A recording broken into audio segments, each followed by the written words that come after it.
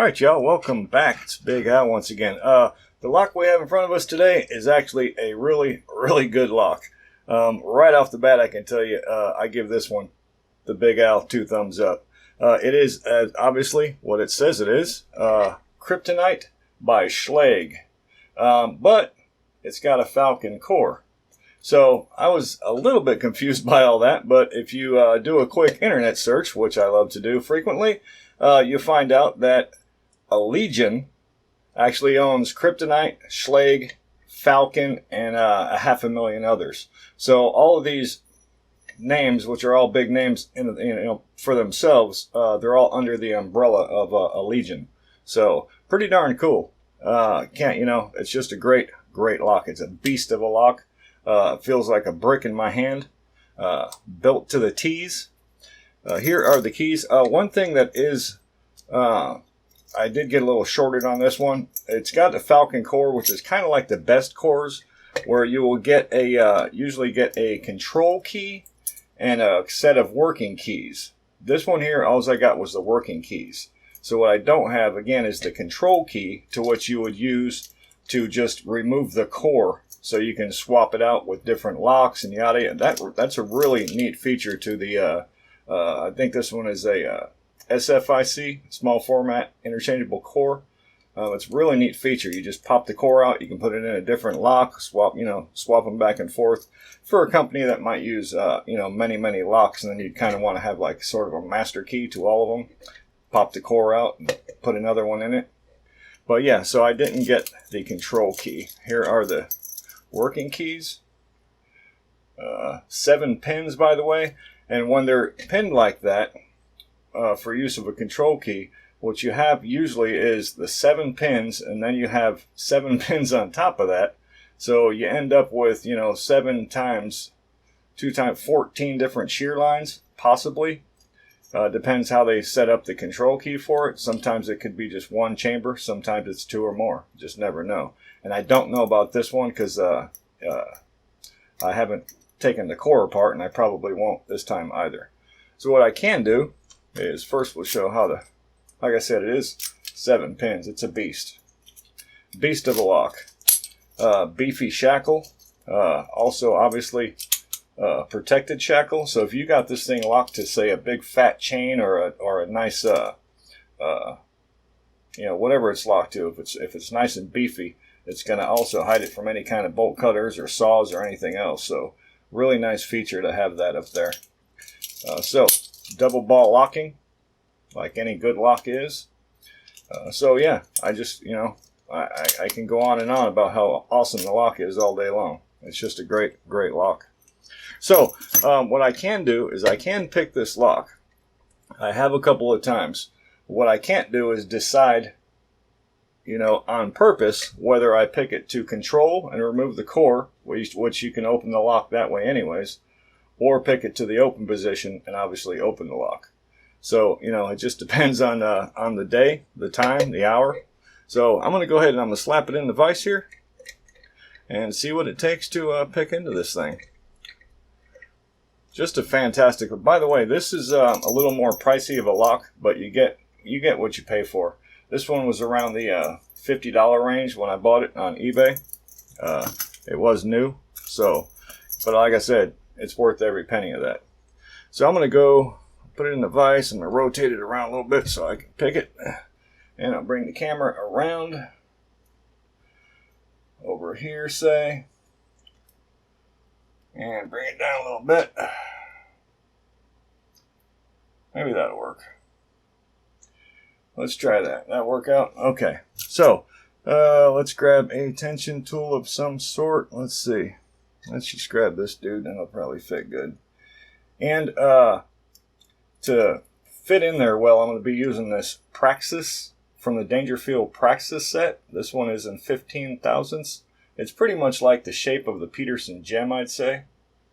That basic shape, just kind of a small swoop to it.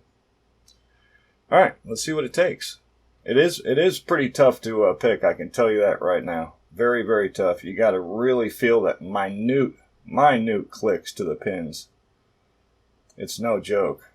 All right, I'm going to start in the back on pin 7.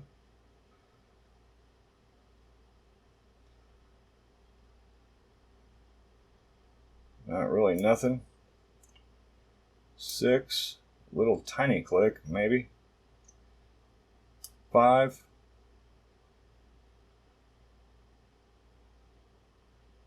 4, tiny click on 4. 3 doesn't want nothing. 2. 1's really tough because it's right behind that tension tool. Alright, back to the back. You really got to be careful of oversets on this thing, so just going to take it easy. Kind of walk through it.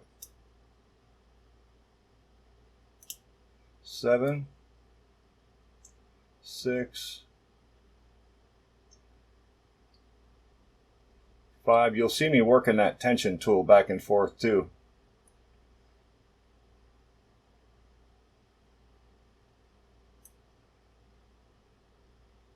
4, I think. 3. Oh, overset probably. Let that go.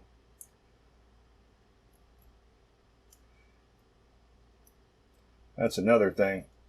You gotta really balance the tension, and it can get really tricky. 7, 6,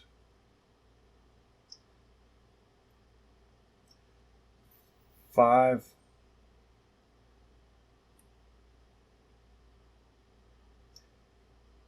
4.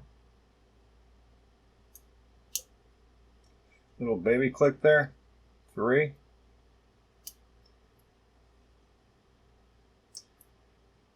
2.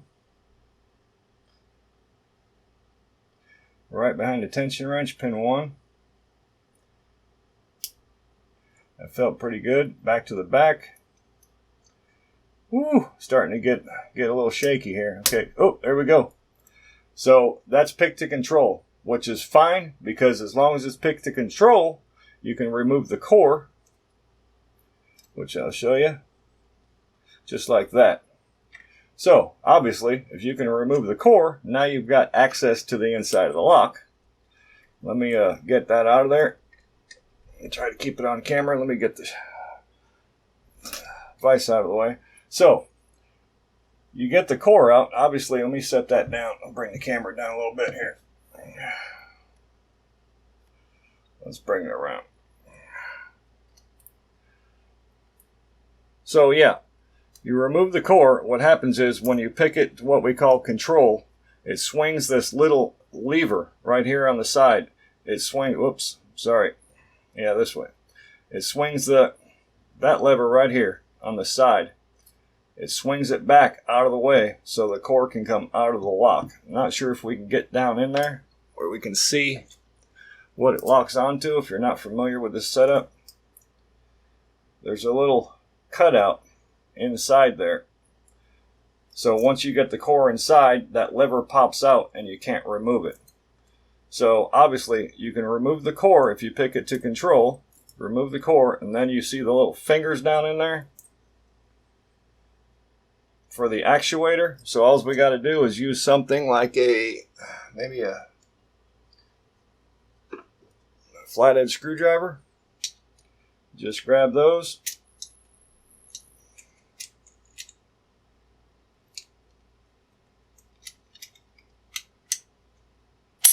And turn them and pop the lock open. So it's really neat though. I really like these interchangeable cores. They can come in very handy. Like I said, a company that uses a lot of multiple locks, something like this would be absolutely phenomenal. Really great idea they did that. So there it is. That is the KRYPTONITE by Schlage with a 7-pin Falcon core. Just gotta love it. I won't disassemble this because you can see you'd have to take this top plate off and pretty much it'd be a mess, but you can see maybe down in there. No, we can't see down in there. You can sort of see that 7th pin in the back maybe right there. So it is all legit. But anyways, that's it. Awesome lock. Like I said, from Big Al, this one here gets 2 thumbs up. All right. Thank you all so much for watching. If you want to see more cool stuff like this, please subscribe. It really helps me out. All right? Strength is in the community, fellas. All right? Thank you.